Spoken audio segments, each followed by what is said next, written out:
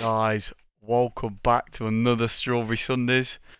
We have man, myth, legend TomoTheTechie here today. Tomo, how are you, fella? I'm alright, mate. Yourself? Yeah, not too bad. Not too bad. Um, let's just go straight into it. Let's crack on with the questions. Chat, we're going to be nice to Tomo. Slightly hungover today, so let's be easy with him.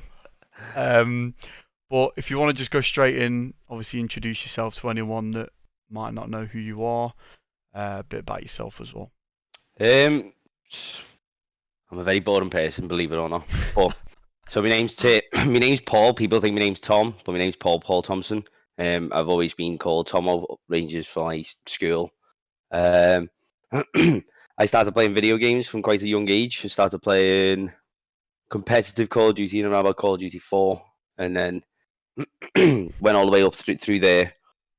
I stopped playing around about Mod 3, and then when Call of Duty Infinity Ward came out, Infinity Ward released MWR, and then from MWR, that's when obviously I already met Liam by then, and then me and Liam just sort of gelled together on MWR, and then yeah, we've just went from there really.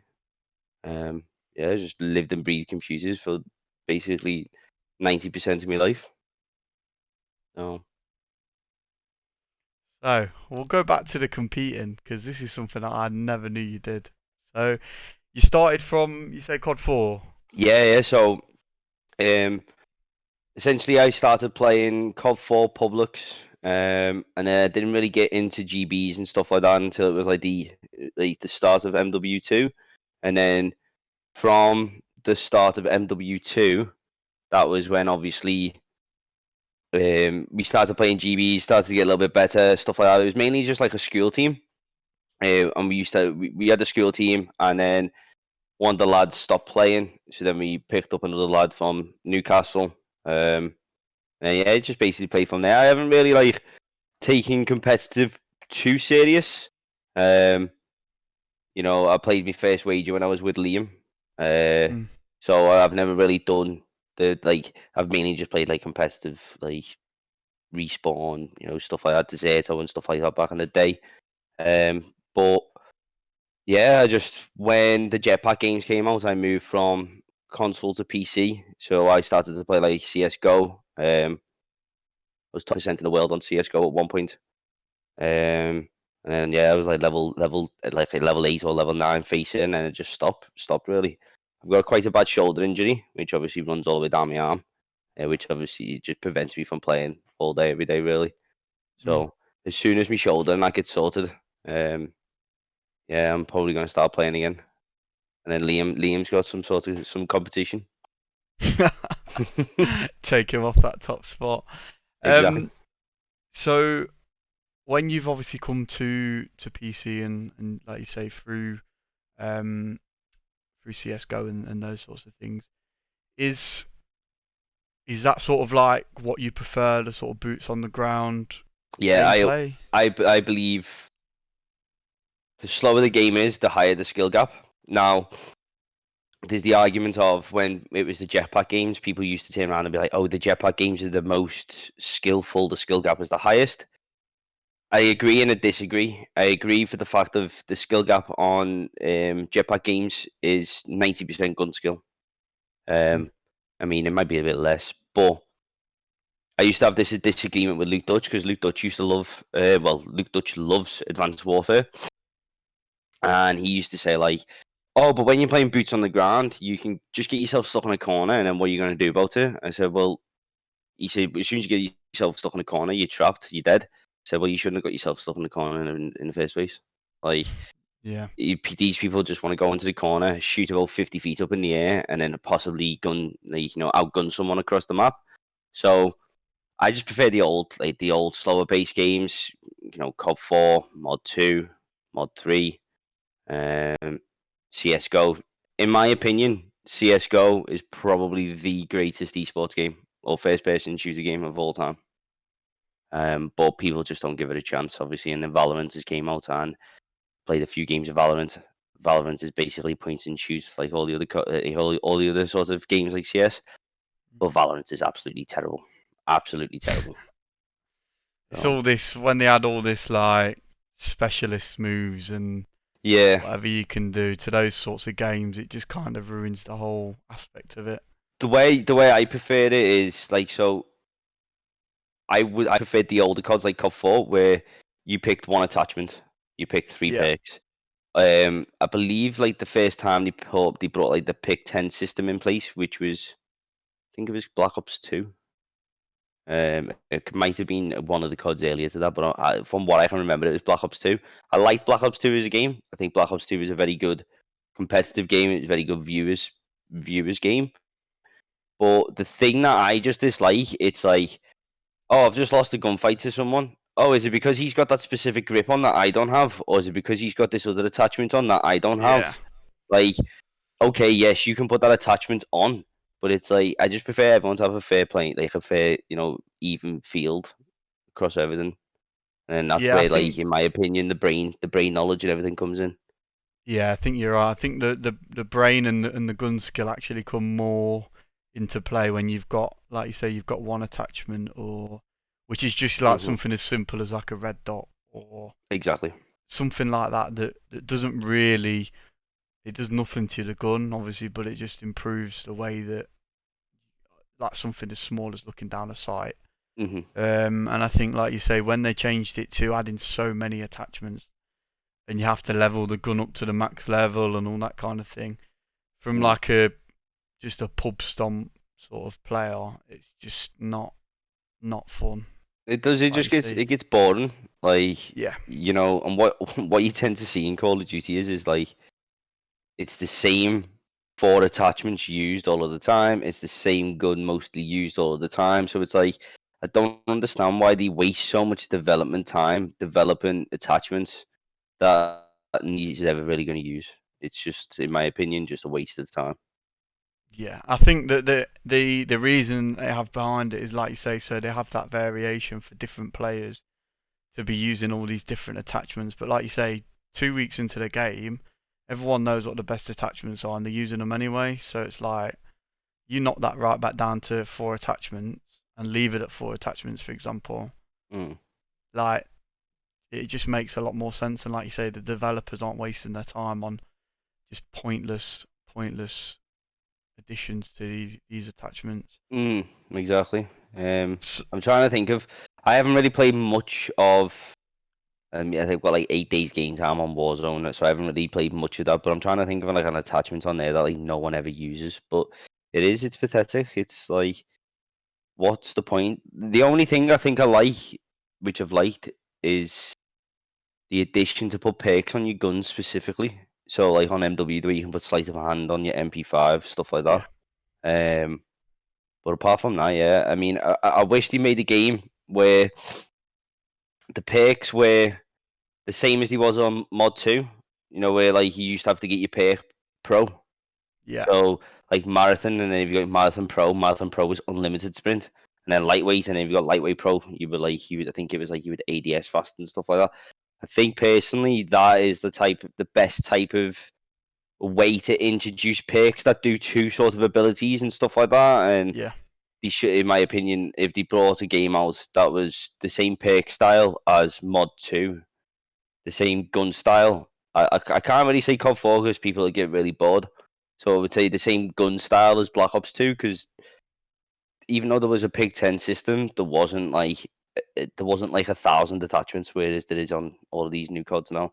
Um, and then just some good maps. I mean, I just like I said, I prefer playing the main game over Warzone. This is why like I barely played any Warzone, but I'm just I just prefer playing Search, prefer playing slow, like having to adapt. Do you know what I mean? That's why I mm, love CS:GO.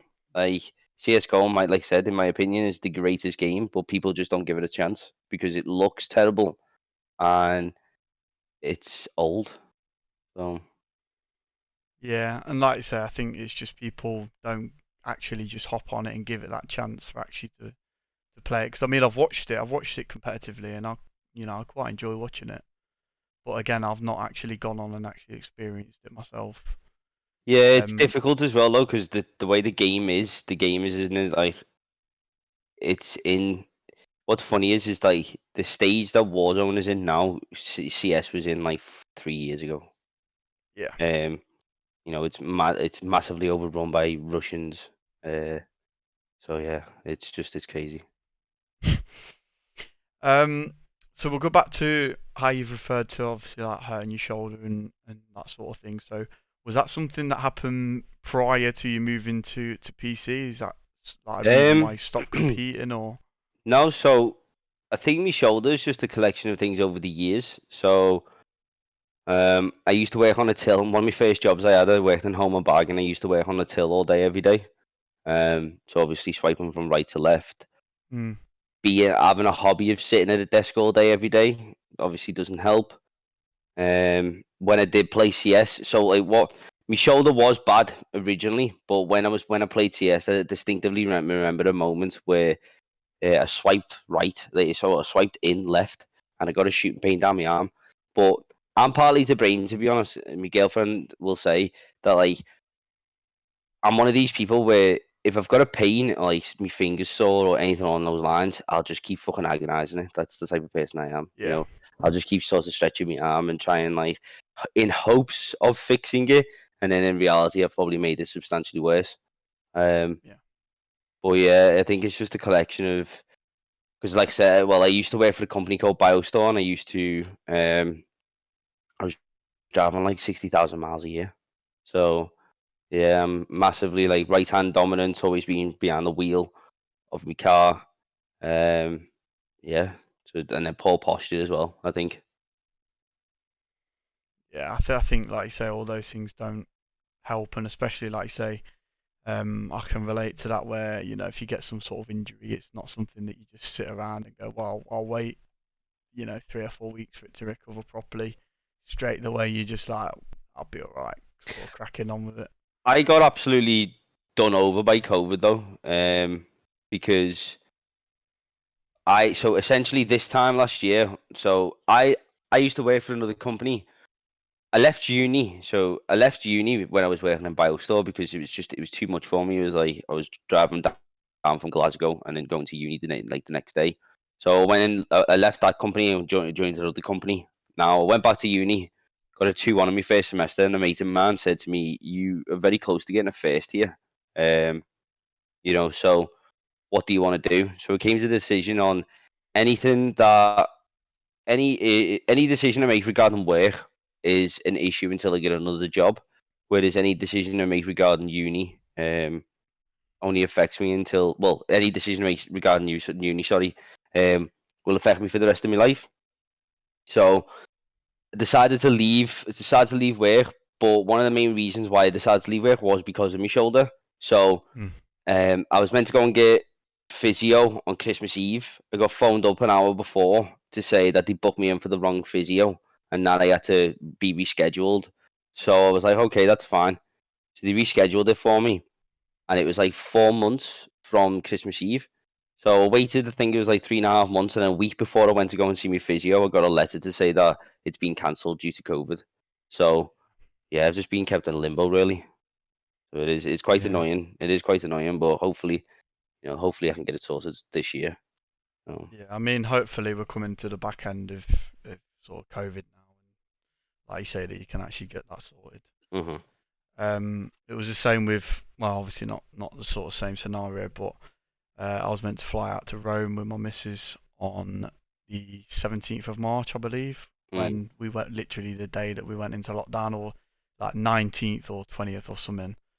Um, and getting the money back and all that kind of thing was absolute ball ache. yeah, Like, yeah, I can because imagine. all the companies literally just shut down. They didn't really know what to do, did they, in terms of looking after people and that sort of thing. So I Yeah, can yeah, kind of sympathise with what you've had to kind of just put it on the back burner for now. But like I say, hopefully that's something that we can, like you say, you can get that sorted.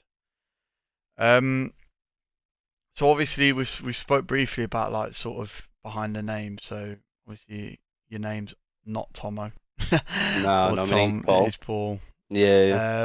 Is that something that people always get like confused with, or is it just People do call me Tom all the time. which is, you know, I just I just have to like sort of put up with it type of thing. I don't know. I don't really like put up with it, but I feel like rude if I turn around and say, "Hey, my name's not my name's not Tom, it's Paul." So I just just learn to get along with it. And by the way, stream, Tomo is in the end of his garden, so just if we have any guests, don't worry about it. Nah, that should be it now. Nah. Okay, so in terms of gaming experiences, what was the sort of first game that you remember like picking up? Was it like a Call of Duty based game, or was it? Um, hmm, what was the first game I played? Uh, to be honest with you, the first proper game I think I played, like properly, I lost my life. It was RuneScape. Mm, And then Time Splitters as well. That's another one that I played quite a lot. Um, but I've always been into first-person shooters because when I say I've always been into first-person shooters, Battlefield, in my opinion, I didn't really like Battlefield just for how like clunky the movement is and stuff like that. Um, but yeah, growing up, I played Time Splitters, Time Crisis. I think it was like Time Crisis that you have like the gun, so I had like the gun and yeah. everything for it, stuff like that. Call of Duty. So I started off on Call of Duty Big Red One, and then I played Call of Duty 4, and then coming to the end of Call of Duty 4, I then switched. I did have a PC. Well, no, in fact, I had a laptop. And then one of my best mates, he got a laptop as well. In fact, no, I had my laptop and I used to stay in his, and me and him literally loved COD 4. So when I used to stay up most of the day, play it, and then he would stay up most of the night and play on my laptop. So like my laptop just literally burnt itself out. Um, but we used to just play COD 4 Pro Mod and stuff on there. And then I played a bit of Call of Duty 2. So I played every sort of generation of COD, but just the jetpack games. Didn't play Black Ops 3. Played a little tiny bit of AW, but like not even a lot, like just mainly publics. Played a few of IW, and then I remember my first games in that though when I was playing COD. Like I remember the first time I played COD 4, it was Downpour, and I went on I think it was like a 9 kill streak or something with the default MP5 on my first death. Yeah, I remember that like it was yesterday. I was in my mate's Francis Mulrooney's. Mm. That's mad. It's mad how you can like remember like certain like things. I'm useless with memory. Like I can't remember last week or whatever. But yeah, that's mad. I'm usually like that. I usually cannot remember anything, and then there's certain things that just stick into my brain, and once they're stuck there, just can't get rid of them. So we're talking about again how when you transitioned over to PC. Hmm. So was it sort of the jetpacks that ultimately made that decision for you because it was something that you played Um, previously, you enjoyed, and then they came out and you were like, no, I'm not doing this.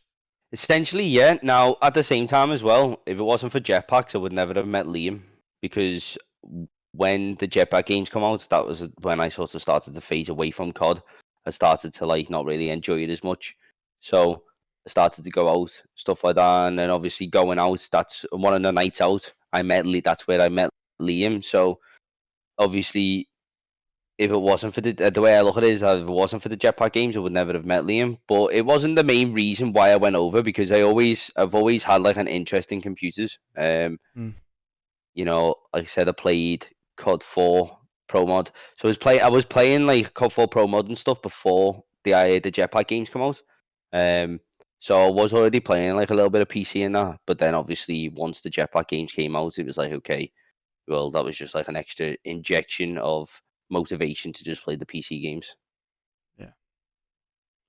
So I want to hear a story now. Now you've started it. Hmm. How you met Liam? You've met him on a night out. Come on, I want to hear it. Well, what's weird is I used to work, obviously, as I said, I used to work in Home and Bargain, and on the day, so it was a Friday. I'm sure it was a Friday. I trained a kid up in work called Nick, and I went out on the Friday night, and I met Liam at a party. I can distinctively like remember it. He was juggling his inhaler. Now, when I was a kid, I used to have asthma myself as well, so it was like a sort of talking point. I went over, introduced myself, blah blah. I was like, oh, I used to have asthma when I was a kid, and we just started talking from there. And then the conversation got on to Call of Duty. Liam wasn't really a big player or anything back then. He used to play like, I think he did say well, yeah, he did because he showed me his GB account. He did play GBs, but he wasn't like he Yeah. wasn't really seriously into it. Um, and then yeah, he was like, "Yo, yeah, do you play GBs and stuff?" I was like, "Yeah." He showed me his account. His account was like 60k. My account at the time, I had a GB rank and an MLG rank, and it was like 70th GB, uh, like 3 digits, bloody MLG rank and whatnot. And he was like, "Oh, you actually are pretty good, aren't you?" I was like, "I'm not bad." Blah blah. We ended up playing anyway, and I smoked him. And then he went off on his way, and then I went off my way. But then he added me on Facebook the next day, and we just got talking, and he asked me where I live. I said, the West Derby. He was like, oh, same. And then I said, oh, I live near this shop. And he was like, oh my God, same. And then it turns out that he lives just literally 5 minutes down the road from me. So obviously I went round to his. He introduced me to his family. Obviously his mum, as we all know, his mum's not well. Now, I give him a lot of respect for that because the way he introduced me to his mum, because I know how difficult it is. So like my mum suffers with multiple sclerosis. So I feel like it's a bit of fate of meeting him, really. His family remind me of my family. His mum's not well, my mum's not well. My dad and his dad are very sort of character the same. Mm. His younger brother reminds me of me, and Liam reminds me of my older sister. Whereas, like, if my mum does something, I'll tend to shout and be like, "Oh, you shouldn't be doing that." Whereas my sister will try and joke about it. And Liam's like that. Whereas Liam's younger brother tends to shout. So Mm. yeah, I always think like it was one of the reasons why I think it was fate though is because when I was mentioning that guy Nick who I was training in work, I went into work the next day and I don't know in fact it was the Sunday I went into work and Nick turned around to me and he was like, I believe you were out with my mate the other day. I said who? And he went, Liam Lund. It's like what? I said, yeah, he's my best mate, Liam Lund.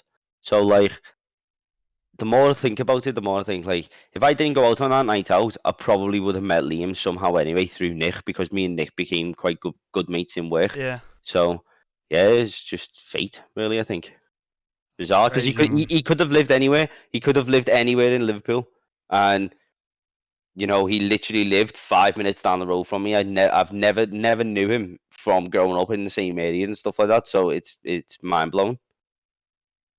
That's crazy. That is crazy. Like, I think I'm a strong believer for like everything happens for a reason and that kind of thing. Hmm. Um, and like you say, you've both been able to build your brands from that, like and obviously together meeting back in the day. That's crazy. Yeah, Um, he's like a younger brother to me. We do argue.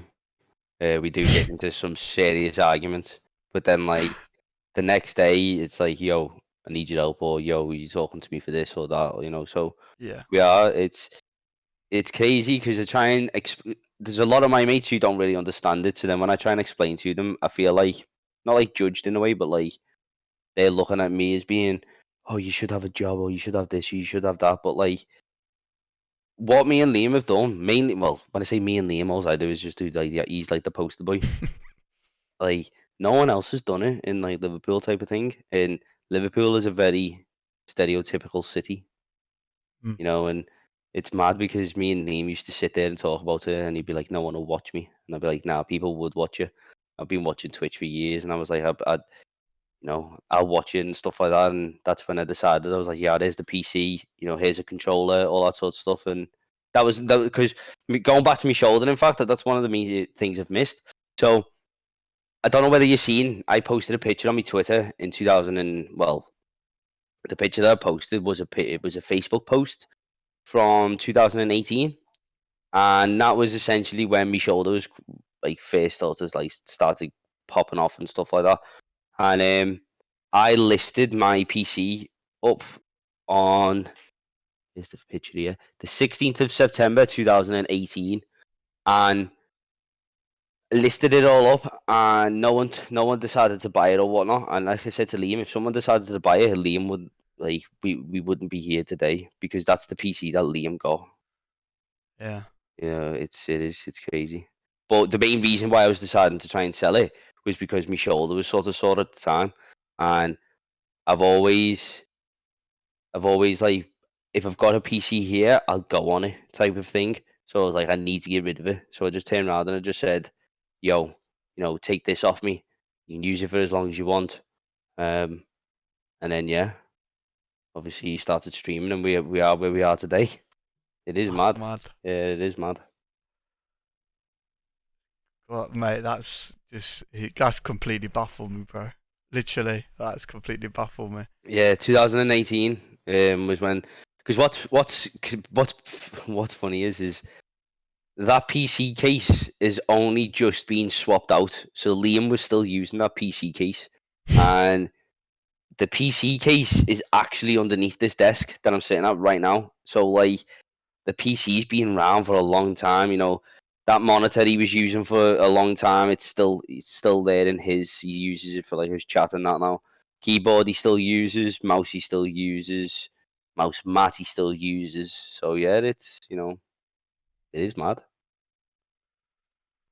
So for just for context, guys, so anybody watching, Leon that we're referring to is Duke is um just in case anybody was wondering who we were referring to this time. Um, so we're gonna go back to the first ever console that you had. PlayStation 1, I believe. Sure it was. Yeah, I'm sure it was a PlayStation 1. Because one of my uncles used to do all the dodgy games, so it was a dodgy PlayStation, and he used to come round.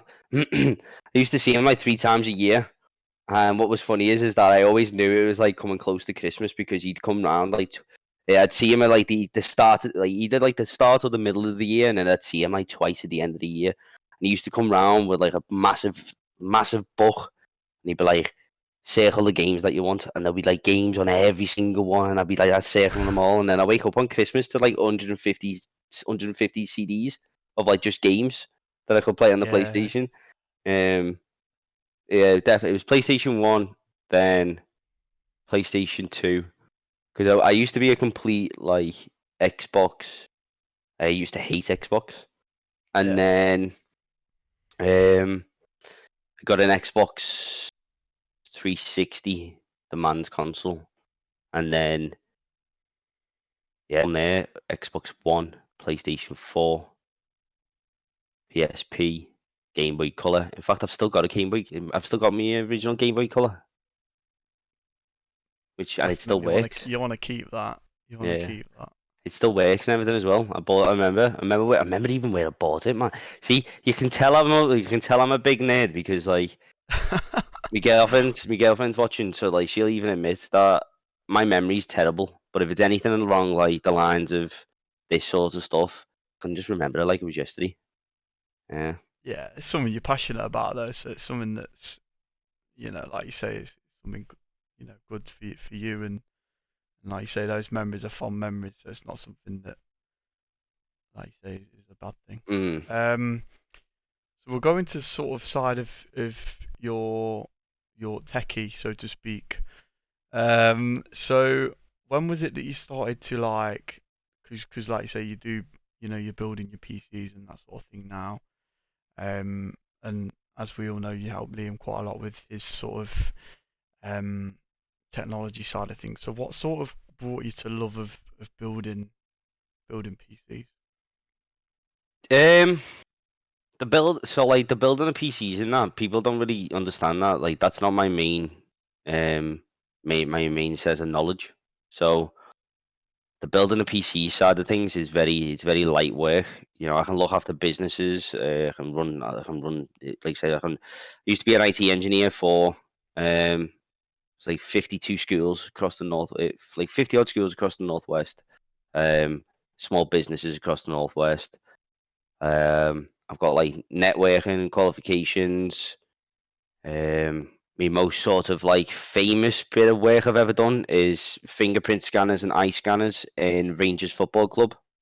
Um, So I've done like 74 doors in Rangers Football Club, stuff like that. So the building the PCs and stuff is just not really like, it's not, it doesn't really, what's the word I'm looking for? It's not like very difficult to me. So, Yeah. um, but it's always something I've just been really like, quite passionate about. So yeah, the building of PCs, I just had this random idea once. Obviously, Liam sort of popped off and that. I was like, okay, well, I wonder if there's going to be people out there, if there's a market for it. And then, obviously there was, but I've been absolutely done over by COVID again because I can't get parts. But Yeah. yeah, you know, the thing is as well, one of the main things is that people think that because I'm a technician, or I wouldn't even consider myself a technician. I haven't. Once you don't use the skills all day every day, it's very easy to. You've got to be in a certain mindset, like it's a problem solving mindset. By the time you think of one problem, I've thought of 10 problems. So, Mm. but yeah, the building the PCs, it's just easy. It's just easy. I enjoy it. It's quite therapeutical. Sounds weird to say it like that, but and then seeing the finished product at the end of it, there's like the sort of satisfaction, and then everyone else sort of jumping on board saying, you know, oh yeah, this PC looks nice. You've killed it on this. You've killed it on that. So that's just like the extra Yeah. bits of motivation, really. Interesting. And I mean, I I had no idea about like the Rangers side of things that you mentioned, and that's pretty impressive. I I could probably wouldn't. walk up to the football club and put my finger on the door. It would probably let me in. Probably. Give it Knowing what like a lot of these IT infrastructures are like around the UK, it probably would let me in. So give it a go, and then let me know. I, I'll I'll do a live stream on my phone. Just Just randomly walk up and turn just see up if it and works. see Yeah, what yeah. happens. Um, so we'll go on to the next question. So we'll go for best content moment to date. So we'll do this sort of from soon as you started gaming. Like we'll change that slightly. So like your best gaming moment to date. Oh, I've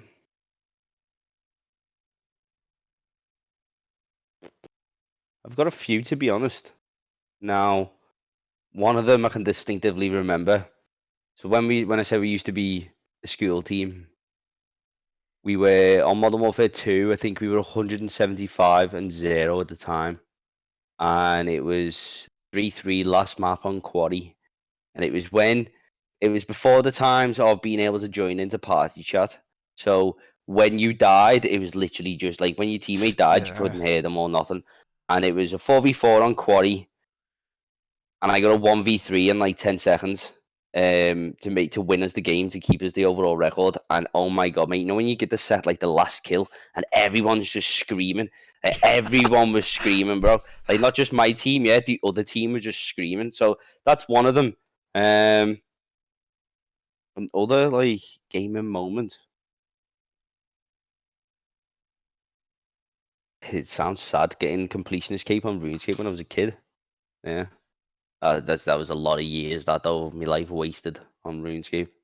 Um Yeah, but like that's a graft in it. So you've put the graft in, and then that feeling of like finally been able to yeah, tick it yeah. off and say that you completed it. I think in total, across all accounts, I've probably got about 4.5 to 5,000 hours playing the game.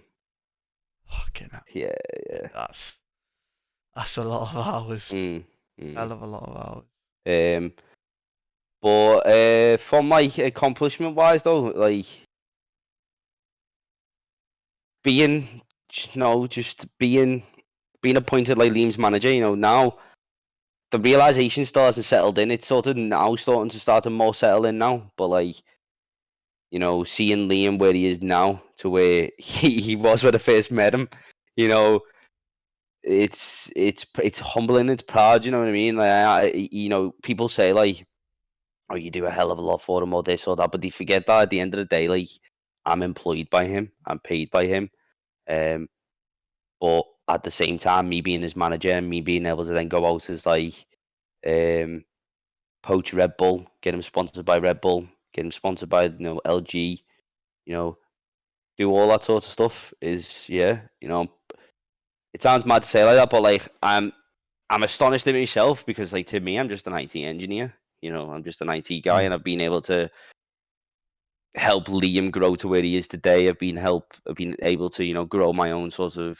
social media platform, help other people. I've met some wonderful people, wonderful people through the gaming scene. Um, so yeah, that's it really. I think, like we mentioned it earlier, I think that you literally, it was kind of fate as you meeting each other. And like you said yourself, I think that you've been able to help each other grow and both be able to grow a platform and, like say, succeed together. Hmm. Um, and I think that it's sort of like if certain scenarios, like you say, with the Red Bull and LG and that sort of thing that you've approached, and then obviously Liam grows, but then you also grow with him. Hmm.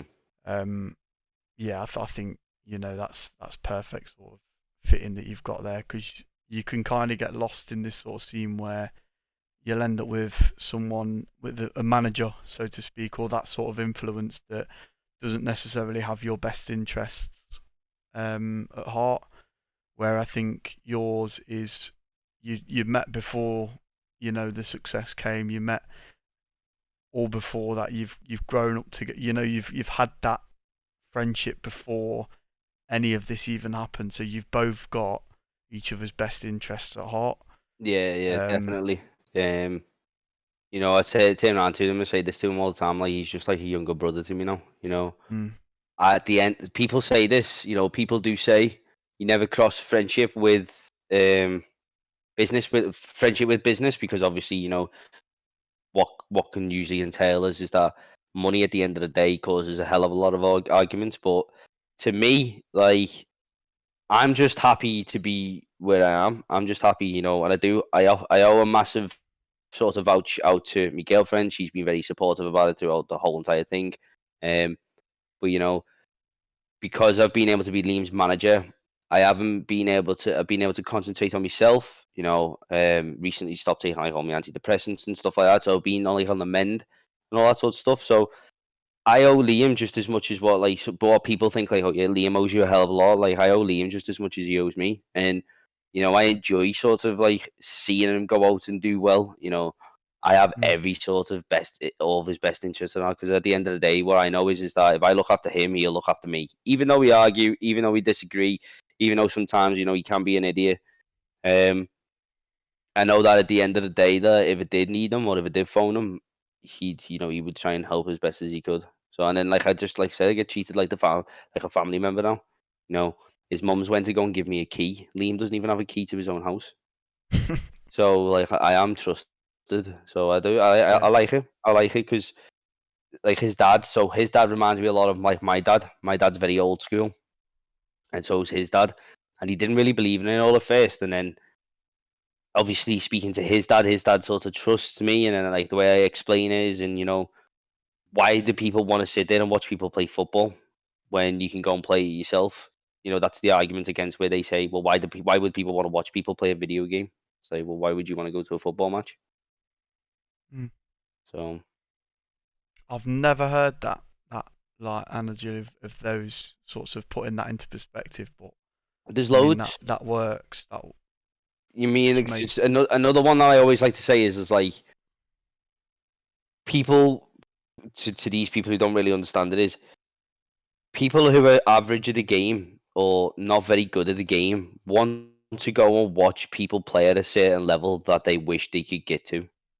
And by doing that, live streaming provides that ability. People will come on and people will go like, okay, I want to watch the best player in the world. So then you'll either go and watch like Liam, Aiden, Rated, all that sort of stuff. So it's the same really with football. The principle's sort of the same with football. So okay, yes, people support like the lower league teams, stuff like that. But I guarantee you, there's a huge proportion of football people who go out and they'll think that one of their players in their team, in their local team, is the best player in the world, type of thing. And the only reason they watch is because they like how all the team players come together. It's all team based work, stuff like that. Mm. Um, but the whole stigma is sort of changing, and people don't really understand that when you're playing a video game like Call of Duty, especially competitive. Warzone, I wouldn't really say is that bad, but especially competitive. These lads are taking in and processing more information a second, or probably on par to like Formula One drivers. Now, obviously, that sounds ridiculous to say it like that, but like if you break down and think of like all of the stuff a Formula One drivers going, what's going through his mind, and all that sort of stuff as he's driving around the track, and you list it all down on a piece of paper, and you do the same again with Call of Duty, I guarantee you that there's not many lines difference between them both. You know, like Mm. communication, processing information, um, awareness, map awareness, being able to check the radar, understanding where your teammates are, the bonding, all that sort of stuff. Like, yeah, but people don't understand that. It's the older generation that don't really understand that. They just think that you sit in front of a video game and you just twiddle your thumbs. Um, Bro, that's baffled me again because like, I can now. It's something that I've never even thought of before, and then how you've just explained it, literally, is like it just makes sense. Cause like one of the things I used to try and emphasize to Liam when we played Sage was, me personally, I think of the round way before I do it. So like I think, okay, this is what I'm gonna do. Now that's just my issue because I know that my comms aren't the greatest. So like I try and explain to the player what I'm doing, what I'm gonna do before I go and do it. But yeah, like if you if you watch like a player, so if you watch Liam for example, when he has his hand cam and that, his hands move like a million miles an hour. He's changing from claw to put his plates on to not changing from claw. You know, he's looking at his radar. He's also calling out for his teammates. He's aware of the map. You know, he's also doing maths to work out like how many more players that they need and all sorts of like that sort of stuff. As well as all sort of doing that, they're thinking about like the next play they're gonna make in the background. They're thinking Mm. about like what if something does happen, what's my reaction going to be? So yeah, there's so much. It's not just like Call of Duty. It's like that with everything. You know, CS:GO, any sort of esports, even like FIFA. I mean, I'm not really big on FIFA, but I guarantee you that FIFA is sort of like that as well. Sort of where Yeah, your next play is. If I score here, how am I going to react? If they yeah, yeah. score here, yeah, that sort of thing. Mhm. So, Oh, right.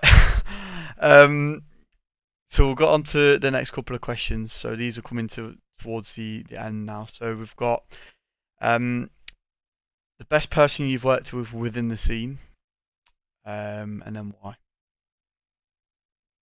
And um, we'll take Liam out of this. We'll take Liam out of this. the best person I've worked with. God, I mean, I'm still fresh to it all, but probably have to say Dan Sanders, the marketing. I don't want to butcher it, so wait there. Let me actually see what his actual title is. But basically, he's the head of esports and gaming marketing for Rebel. Um, the reason why he's probably the best person I've worked with is because, man, he's talented. He's talented. You know, one, he's the head of esports and gaming marketing for Red Bull. He used to be quite a high host and commentator. He's got a PhD in business, and he's a former professional rugby player. You know, so like the guy is Took a it all man of off. many talents. Like Literally ticked it all off. and plus as well, yeah, he's huge, bro. Like he's a Wow. meathead. You know what I'm saying? So yeah, probably him. Like just the way like when you speak to him as well, though. Like because I'm still sort of all new to it. I'll explain certain things and that, and it's weird because when you speak to him, you get the vibe that like when you explain something, he'll take what you've took on board, and he'll go away and he'll think about what you've took on board because it's a good idea, and then he'll sort of like put his twist onto it. You know, so you can sense like when you're working with him, like it's a pure team thing. You know what I mean? Like he has your best interest at heart because he gets the Mm, satisfaction of seeing you do well. So yeah, I'd probably say Dan. interesting. Interesting. Okay. And if you could work with one person that you haven't already worked with previously, who would it be Who and would I why work again? with? Um. Hmm. It'd probably be. I'd love to work with like the Linus group, the Linus Media group. Um. One, you'd have like the sort of same frame of mind in there.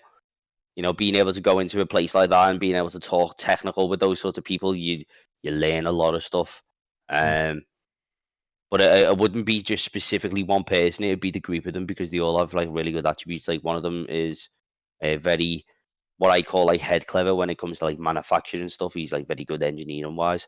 Like because I have like a engineering qualification as well, so computers it's all like a thought process, and like engineers also have that sort of same thought process. So it'd probably be them, and the main reason it would be them is just because I'd learned so much. You know, I'm quite sad like that. I don't really watch telly. I don't watch films. But if it's something that'll educate me, I'll probably watch it. Yeah, I'm a little bit. I am. I don't really do things out of pleasure. It's all business. It's all business and work. Yeah. Nah, it's a good mindset to have. Successful mindset, man. Successful mindset. And that is it. Tomo, mate, you've baffled me about 3 or 4 times. Honestly, with some of these, how your mind works and things like that is, honestly, it is incredible, man. Thank you so much for coming on. No worries, man. It's been an absolute pleasure. No worries. And thank you, obviously, for everyone that's came by. Support was mad again. It will be uploaded onto YouTube. So if you want to hear and see mine and Tom.